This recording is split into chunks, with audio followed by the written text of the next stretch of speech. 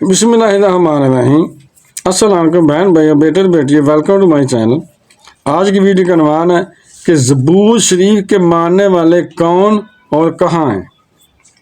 تورات کے ماننے والے یہودی، انجیل کے ماننے والے کرسچن، قرآن مجید کے ماننے والے مسلمان ہیں، لیکن زبور کے ماننے والے لوگوں کو کیا کہا جاتا ہے اور وہ لوگ اس وقت کہاں موجود ہیں؟ ہم سب لوگ جانتے ہیں کہ اللہ تعالیٰ نے 4 آسمانی کتابیں مختلف اوقات کے اندر اپنے پیغمبروں پر نازل فرمائیں، جو ترتیب کے لحاظ سے تورات، زبور، انجیل اور قرآن مجید ہیں۔ لیکن اسلامی تاریخ کے اندر آپ کو کہیں بھی زبور کا ذکر، اس کی تاریخ یا اس کی تفصیلات کہیں بھی جاننے کو نہیں ملیں گے۔ مگر ایسا کیوں ہے؟ کیوں اس اسلامی کتاب کو آج بھی دنیا میں اتنا زیادہ ڈسکس نہیں کیا جا رہا جتنا تورات، انجیل اور قرآن مجید کو ذکر کیا جا رہا ہے؟ کہ آج اس وقت بھی اپنی اصلی حالت کے اندر موجود ہے؟ اس میں کیا کیا لکھا ہے یا پھر اس میں کیا کیا موجود ہے؟ آج کی اس ویڈیو میں ہم انہیں سوالات کے جوابات جاننے کی کوشش کریں گے۔ آپ سے درخواست ہے کہ اس ویڈیو کو آخر تک ضرور دیکھیں تاکہ آپ کو ساری سمجھ آ جائے، اور چینل کو سبسکرائب کر دیں۔ تو چلیں شروع کرتے ہیں۔ زبور حضرت داؤد علیہ السلام پر نازل ہونے والی کتاب تھی، جسے سمجھنے سے پہلے اس کے نزول کا وقت اور اس کی ضرورت کو سمجھنا انتہائی ضروری ہے۔ فرعون مصر کی 400 سال کی غلامی میں رہتے ہوئے بنی اسرائیل قوم کو آزاد کروانے کے لیے اللہ تعالیٰ نے ان کے اندر اپنا پیغمبر اور رسول حضرت موسیٰ علیہ السلام کو بھیجا، جن پر تورات پہلی آسمانی کتاب کو نازل کیا گیا۔ حضرت موسیٰ علیہ السلام بنی اسرائیل قوم کو مصر سے نکال کر ایک بہت بڑے صحرائے سینا پار کرواتے ہوئے فلسطین لے گئے، جس کی تفصیلات قرآن مجید کے اندر موجود ہیں۔ اس سرائے کے راستے کے اندر کوہ طور پر تورات کو نازل کیا گیا۔ سرائے سینا کے اندر 10 لاکھ کے قریب بنی اسرائیل کی آبادی کو من و سلوہ کھانے کو ملا۔ بادلوں نے دھوپ سے ان کو بچانے کے لیے ان پر سایہ کیا رکھا۔ پہاڑوں سے پانی کے چشمے جاری ہوئے۔ حضرت موسیٰ علیہ السلام کا زمانہ 1500 سال قبل مسیح یعنی آج سے 3500 سال پہلے کا بتایا جاتا ہے، یا پھر حضرت عیسیٰ علیہ السلام کی پیدائش سے 1500 سال پہلے کا۔ اس وقت فلسطین کے اندر مشرکین کی حکومت تھی۔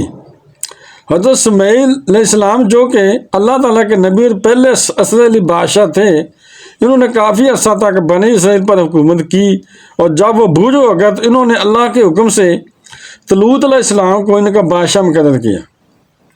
اس واقعہ کے ذکر قرآن مجید کے پارہ نمبر 2 میں سورۃ بقرہ کی آیت نمبر 245 سے لے کر 252 کے اندر ملتا ہے۔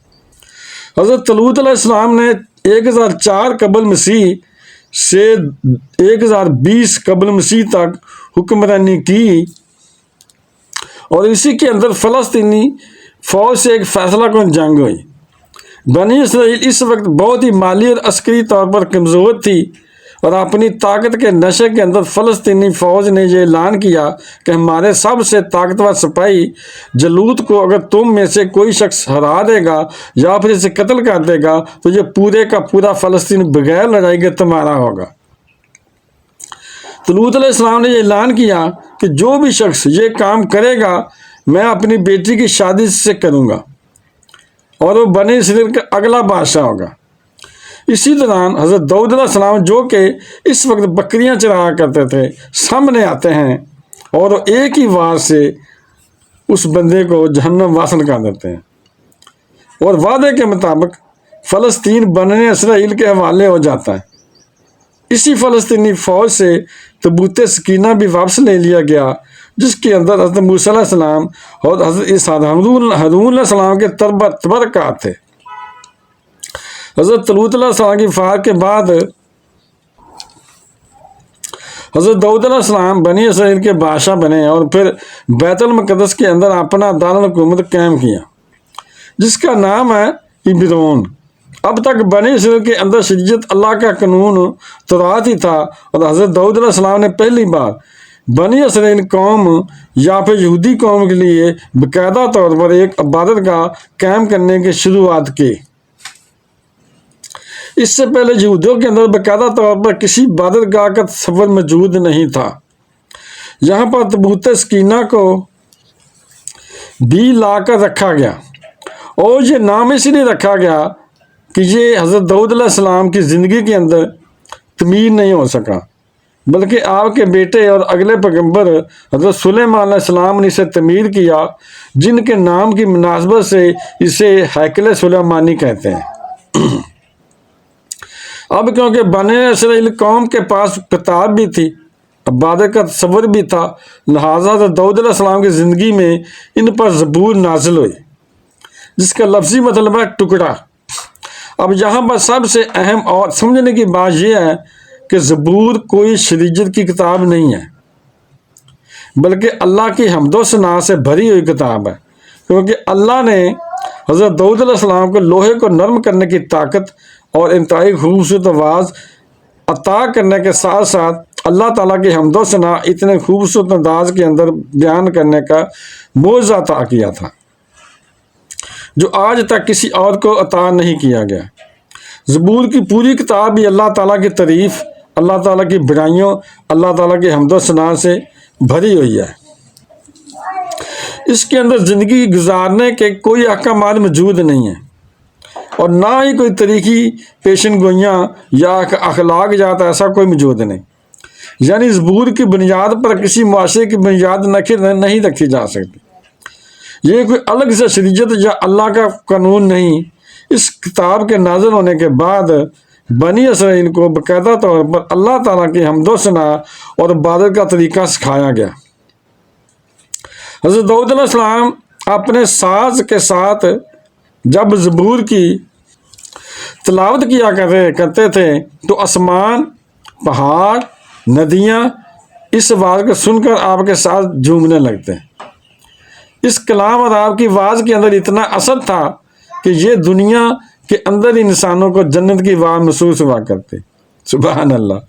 حضرت داؤد علیہ السلام کی وفات کے بعد یہ آواز تو باقی نہ رہی، مگر یہ کلام بنی اسرائیل قوم ہیکل سلیمانی کے اندر خدا کی بڑائی اور اس کی عبادت کو بیان کرنے کے لیے پہلے بھی پڑھا کرتی اور آج بھی پڑھتی ہے، جو کہ ظاہر ہے کہ ہزاروں سالوں سے ایک جنریشن سے دوسری جنریشن تک پہنچتے ہوئے اپنی اصلی حالت کے اندر آج نہ تو مکمل طور پر محفوظ ہے، اور نہ ہی اس کے اندر مکمل طور پر وہ چیزیں موجود ہیں جو کہ حضرت داؤد علیہ السلام پر اللہ تعالیٰ نے نازل فرمائی تھیں۔